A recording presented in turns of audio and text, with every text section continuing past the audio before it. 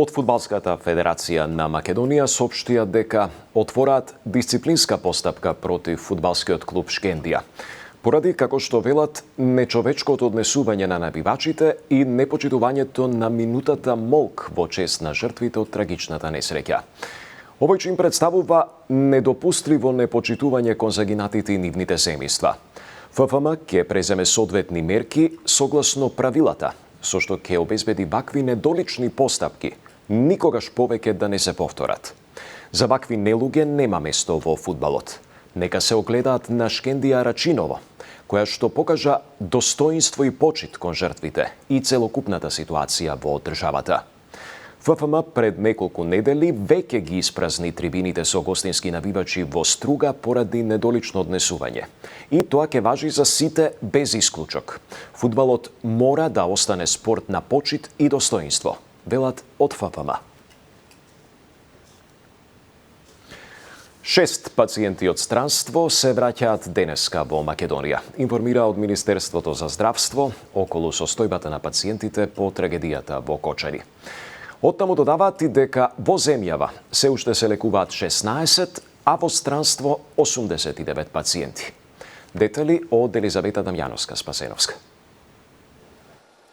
Уште 6 пациенти кои беа повредени во пожарот во дискотеката во Кучани денеска се враќаат во земјава од лекување во странство, информира Министерството за здравство. 5 од нив беа на лекување во Србија, од кои 3 во Ниш и 2 на Воено-медицинската академија во Белград. 6-тиот пациент се враќа од лекување во Италија.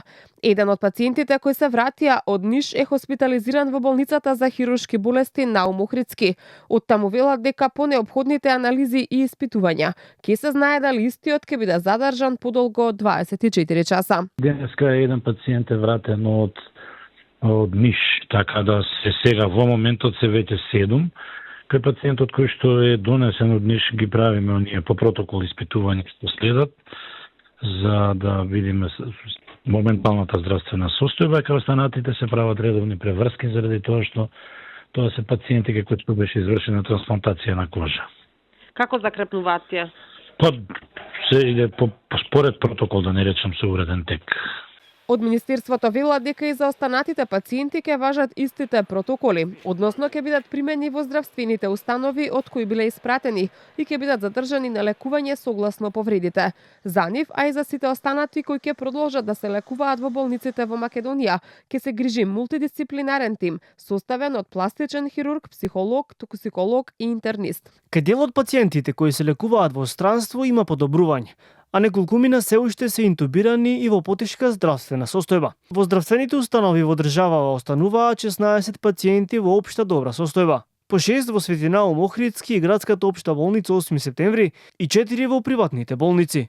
На клиниките за токсикологија и пластична хирургија пак нема ниту еден пациент од повредените, велат за Канал 5 директорите на овие клиники. Од Министерството за здравство нагласуваат дека и понатамо внимателно ја следат состојбата на повредените пациенти и остануваат во постојана комуникација со медицинските тимови во земјата и странство. Претходно министерот за здравство Арбен Таравари информираше дека има понуди од неколку западноевропски држави за подолгорочна рехабилитација на потешките пациенти, а најави дека во следните денови преку медиумите јавноста ќе биде известена каде ќе може да бидат сместени тие пациенти доколку имаат ваква потреба. Власта и опозицијата со сличен став за формирањето анкетна комисија во Собранието за трагедијата во Кочани. ВМРО ДПМН смета дека истата треба да се прошири со останатите несреќи, како Бесат Транс, Ласкарци и модуларната во Тетово. А опозицијата вели дека нема ништо против ваквото барање.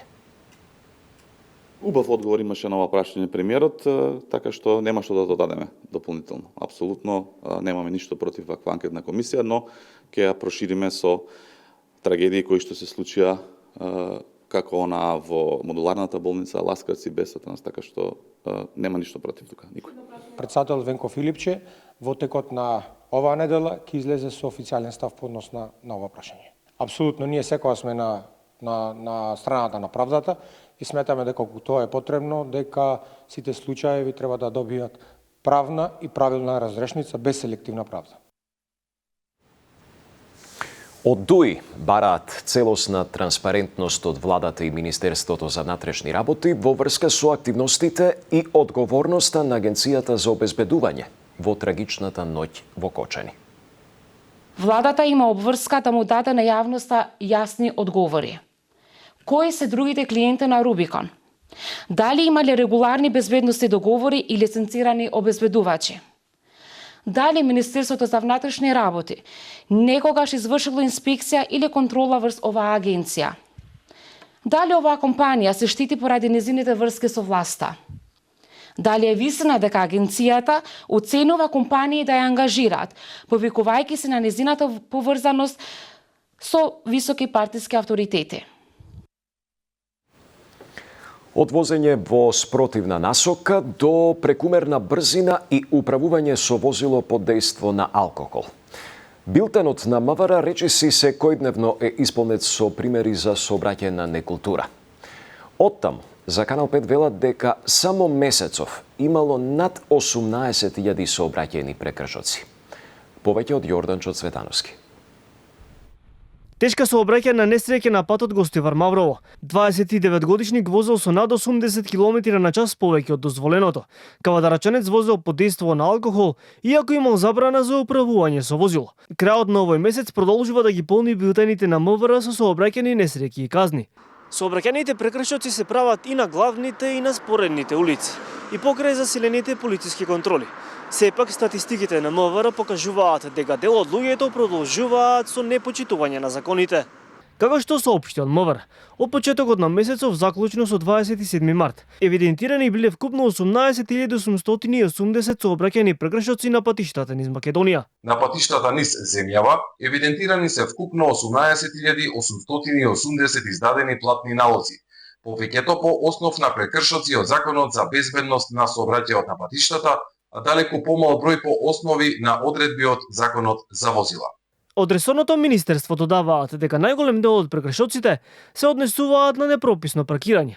Потоа следуваат прекршоците поврзани со брзо возење и управување на автомобил без возачка дозвола. Исто така во посочениот период евидентирани се 578 прекршоци поврзани со управување со возило под дејство на алкохол, 1360 прекршоци поради некористење сигурносен појас, 220 заради неносење заштитна кацига при возење мотоцикл, 756 по основ на користење мобилен телефон при возење, а 146 возачи се санкционирани поради минување на црвено светло.